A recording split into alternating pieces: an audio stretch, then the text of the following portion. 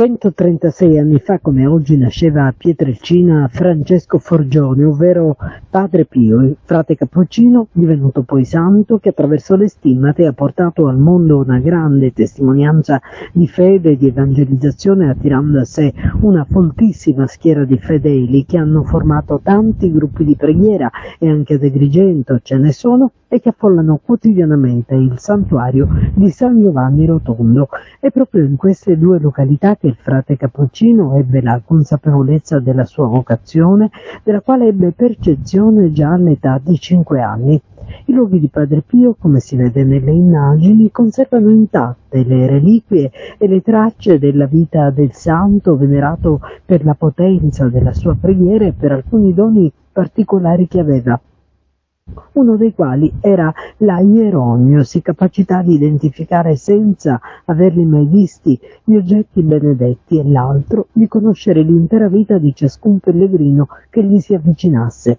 Custoditi in teche oggetti, paramenti, libri, il suo Vangelo, così come il crocifisso, la pisside, immagini, scritti con testimonianze dei fedeli, gli abiti, i ricordi di Padre Pio e ancora la veranda prospiciente l'orto.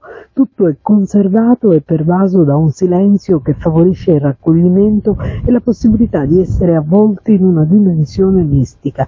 Innumerevoli all'interno del convento e del santuario i racconti scritti da quanti per sua intercessione hanno ricevuto miracoli.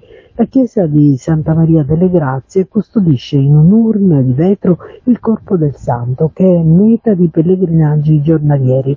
Il suo volto, solo per la parte bassa conservato, è stato per il resto ricostruito con una maschera di silicone che vi riporta gli esatti e fedeli lineamenti del viso.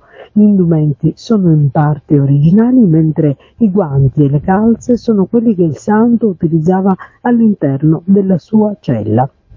Nel culto di Padre Pio si identificano tantissimi gruppi di preghiera che ovunque onorano la sua memoria e diffondono i suoi insegnamenti. Ad Agrigento ce ne sono ben 3, uno presso la parrocchia Santa Rosa da Viterbo del villaggio Mosè, un altro in quella del Santissimo Crocifisso, sita a San Vito, un altro ancora presso la chiesa della Divina Provvidenza, sita in via Manzoni. I fedeli si riuniscono sistematicamente e dedicano canti, orazioni, invocazioni e suppliche al santo, che continua ad assicurare sostegno e speranza a quanti a lui si rivolgono con fede. Buon compleanno, Padre Pio.